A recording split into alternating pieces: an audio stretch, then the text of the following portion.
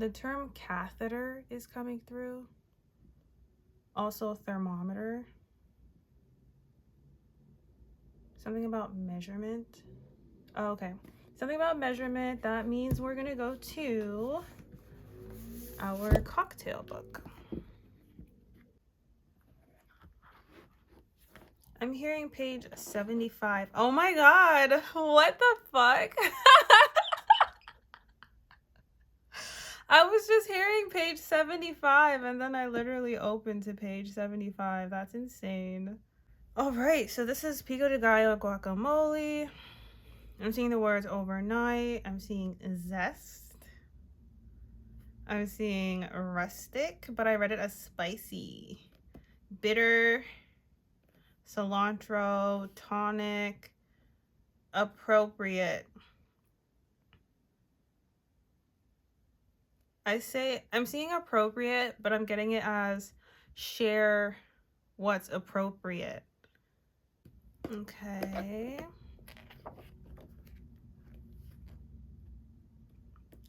Baby potatoes, asparagus, adjust.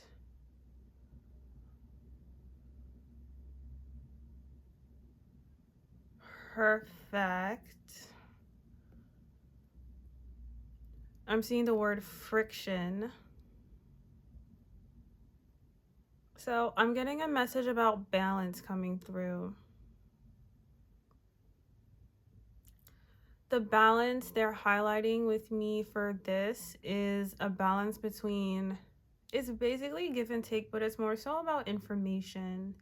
So on the Pico de Gallo page, I was seeing a theme about sharing what's appropriate, essentially knowing what to share and knowing what not to share.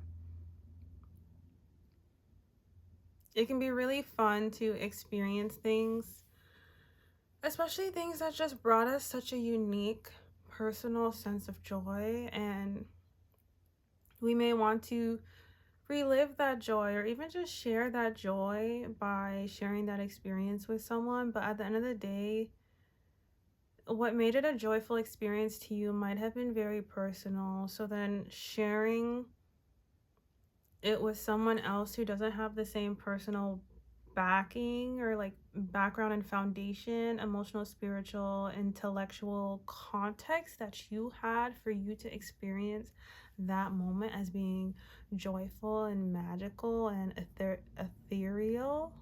I'm hearing ethereal and also ephemeral.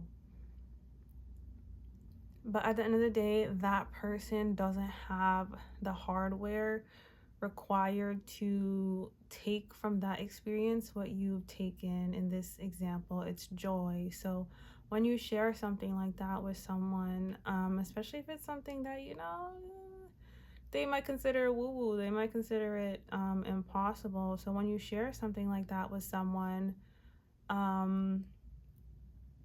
it can almost invalidate that very special feeling that you had. So yeah, what I'm getting out of that is some things are really just for you. And I think a big way of expanding tends to be like going out. That's the when we think expansion, we think going out, like sharing, right? So expanding that joy and that special experience that you had, our default instinct can a lot of times be to tell people about it, but at the end of the day, sometimes those people are not, it wasn't meant for them. If it was meant for them, it probably would have happened to them, you know? So there's a emphasis on the balance of knowing what to share, knowing what not to share. Doesn't mean, you know, if you share something you're not supposed to share, that like the world will end, but it's just communicating that there, someone watching this, there might be a greater benefit to you keeping some things to yourself. And you know, at the end of the day, we need to protect our belief systems, we need to protect our emotions, we need to be sure that we're putting ourselves in positions that are going to put us in the most psychological, fortuitous state that we can be in. And listening to other people's doubts about our magic, that's not putting us in a good place. So I know it can be hard because you want to share all these things with other people. I'm right there with you, but yeah, I definitely had to learn the hard way that like when I share these special experiences with people, they don't believe me, and it makes those experiences less special to me. So I definitely had to learn the hard way, like some things are really just for you. So I'm hearing one more book. This book is standing out to me. Songwriting for oh my god.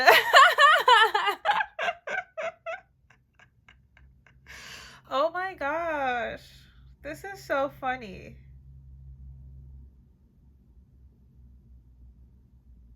Wow. Wow. Okay, I'm shook because like the theme of the last message was essentially keeping your magic, knowing when to keep your magic to yourself so that it doesn't lose its potency. So the fact that we opened this book and this is the page we landed on is pretty insane to me. So making melody magic. So come naturally stood out to me. A long melody, simple, unique.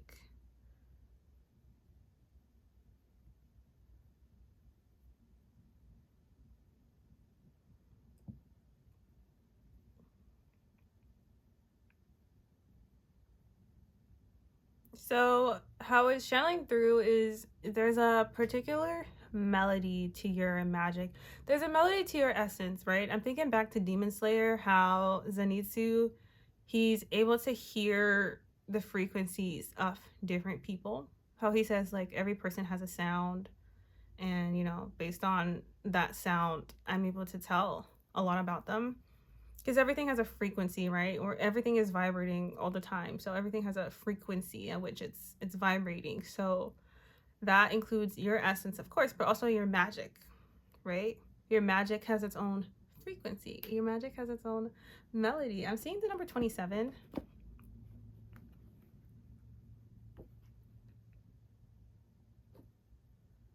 So I'm seeing television, Nashville, applications in front of you.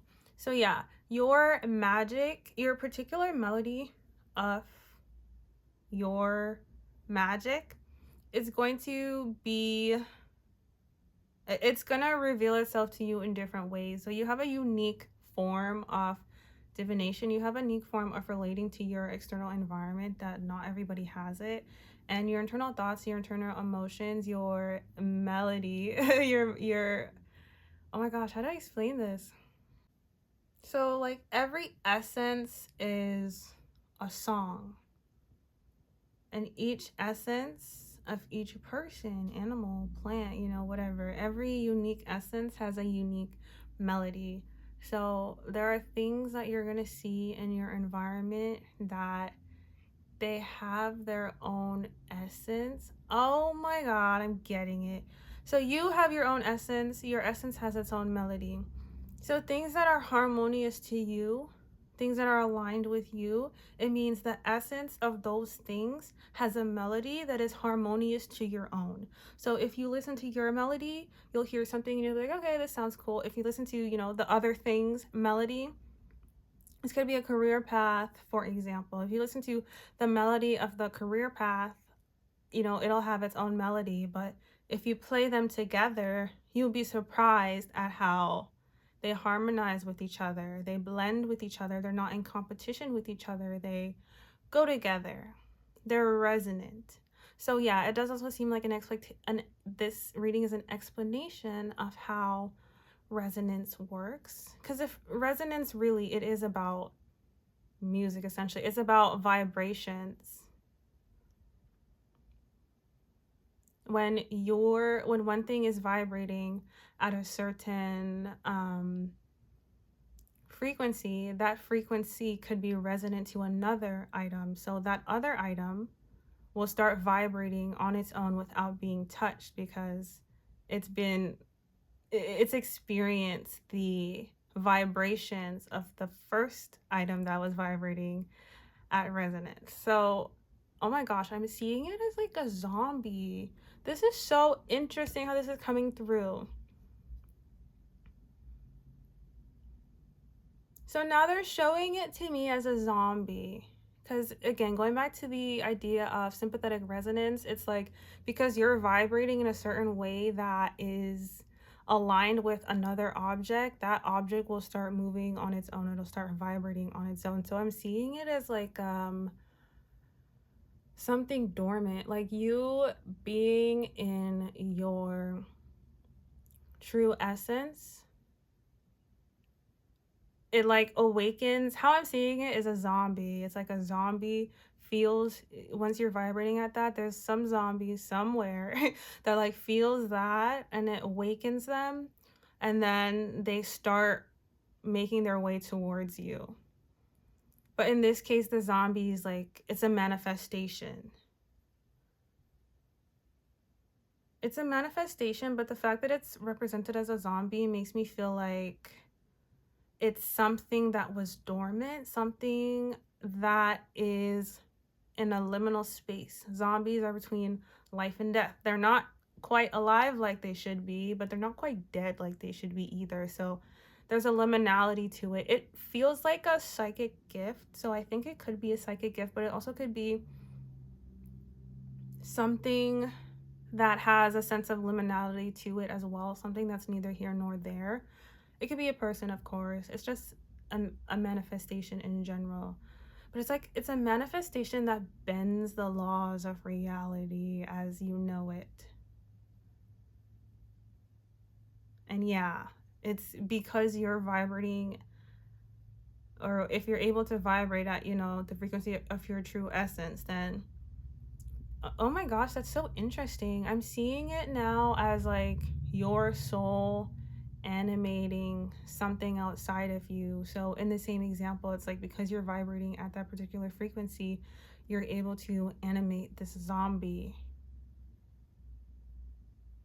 And it's not coming through as a puppet, it's coming through as a zombie. So it's like animating something that once had life and still has a sense of life to it. Yeah, so it's coming through as co-creation. This is really complicated, but I really like it because the universe is complicated, okay? So yeah, some of these things are going to be complicated. There's so much that we don't understand about the world. There's so much we don't understand about the human body and the brain. Don't even get me started on that. So yeah, there's going to be some spiritual techniques and information coming through that's like really complicated. And that's how I'm getting this one.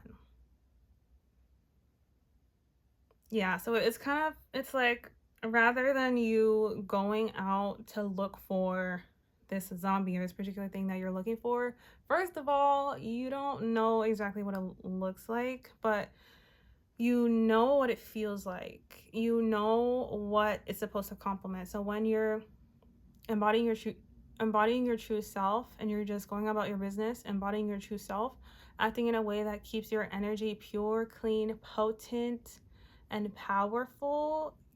Clear, clean, and potent. I felt the need to say that again. Clear, clean, and potent, free of interference. And it's like if there is interference for a little bit, that's okay. Take some time, handle it, deal with it. If you deal with it in a way that, is beneficial to you, then damn, now your aura is even more potent. So you're just doing your thing, doing your gardening, doing whatever you do.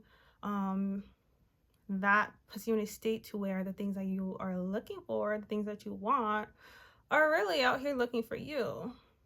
And when I say looking for you, it's just like on its way to you. But the fact that it's a zombie means it moves a bit slower.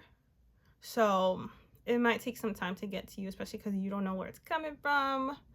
But one thing about zombies, we know no matter how slow those motherfuckers are moving, they will inevitably get to you. And I think that's why that's the metaphor that's being chosen. Like, yep, you could think, you're super far away from the zombie. You're like, oh, I can run so much faster. Like, I have enough time to I have enough time to go get the supplies and come back. Those zombies will inevitably catch up to you. You know why? Because it's a constant motion. They're in constant motion. And there's great power in consistency.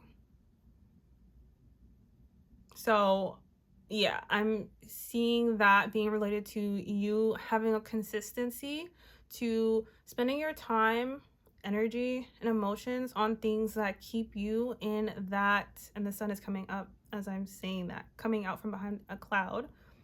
And I have a confirmation burp, excuse me. So